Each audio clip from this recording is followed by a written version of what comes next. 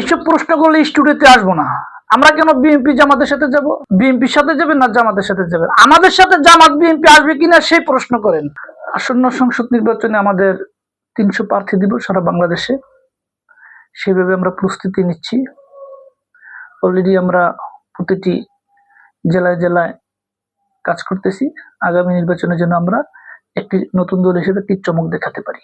যে মানবাধিকার, দেশের যে অর্থনৈতিক, এগুলো নিয়ে আমাদের প্রথম কাজ হবে। যেহেতু রিপাবলিকান পার্টি একটা গণতান্ত্রিক উন্নত দেশের মার্ক আমরা পেয়েছি, সে দেশে উন্নত দেশগুলোর সাথে, বিশেষ করে মার্কিন যুক্তরাষ্ট্রের সাথে আমাদের অর্থনৈতিক এবং যে শ্রম বাজারের যে ঘাটতি আছে, এগুলো নিয়ে আমরা কাজ করে বাংলাদেশকে একটি উন্নত রাষ্ট্রের মর্যাদায় নেওয়ার আশা করতেছি। আপনার রিপাবলিকান পার্টি বিএনপির সাথে জোটে যাবে নাকি জামাতের নেতৃত্বে জোটে যাবে? এসব প্রশ্ন করলে স্টুডিওতে আসবো না।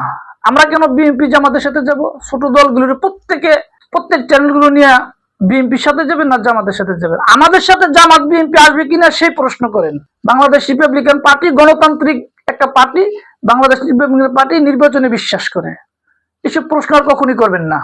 বর্তমান সরকার শুরু থেকে নিরপেক্ষতা হারিয়েছে এবং দুই একটা দলের তারা তাদের কর্মসূচি এবং তাদের কথাগুলো বাস্তবায়ন করতে বর্তমান সরকারের জিনিসগুলো ফুটে উঠেছে।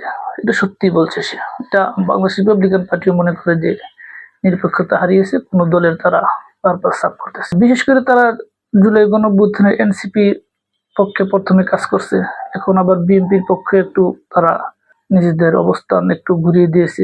যেমন প্রধান উপদেষ্টা লন্ডনে তারেক রহমানের সাথে মিটিং করে নির্বাচনের ঘোষণা, তার আগেই মার্চে একটা নির্বাচন দেবে সে একটা ঘোষণা করছিল। যখন তারেক রহমানের সাথে সাক্ষাৎ করে আসছে, সেটা আবার ফেব্রুয়ারিতে এসে তারেক রহমানের কথা অনুযায়ী পিছিয়ে নিয়ে আসছে।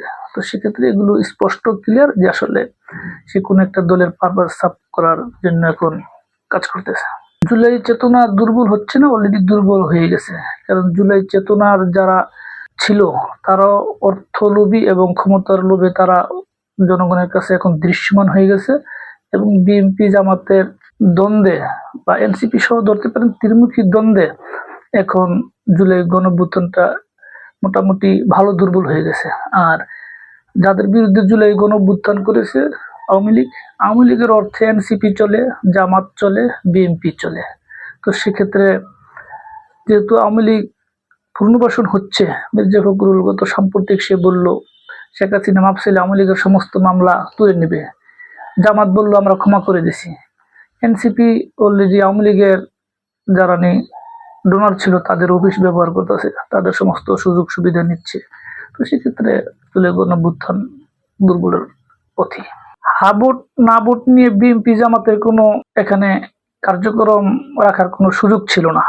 কারণ জুলাই গণঅভ্যুত্থানের যে হা না ভোট, এটা তত্ত্বাবধায়ককালীন সরকার এক হইলো এই সব জুলাই গণঅভ্যুত্থানে যারা নেতৃত্ব দিয়েছে তারা প্রথমে ভুল করছে যে একটা বিপ্লবী সরকার গঠন করেনি, এক। আর দুই নম্বর, যেহেতু অন্তর্বর্তীকালীন সরকার গঠন হয়েছে, এই সরকারের উচিত ছিল তারা হা না ভোটের মাধ্যমে তাদের বৈধতা এবং জুলাই সনদের বৈধতা সবকিছু করার, এটা নির্বাচন তফসিলের আগেই তাদের করা উচিত ছিল। একদিকে তফসিল ঘোষণার একটা দিন তারিখ নির্ধারিত হয়ে গেছে, সেক্ষেত্রে হানা ভোটটা অনেক জরুরি ছিল। কিন্তু এটার জন্য বিএনপি জামাত ক্ষতিগ্রস্ত হবে না, বর্তমান জুলাই গণঅভ্যুত্থান এবং অন্তর্বর্তীকালীন সরকারই ক্ষতিগ্রস্ত হবে। Channel B+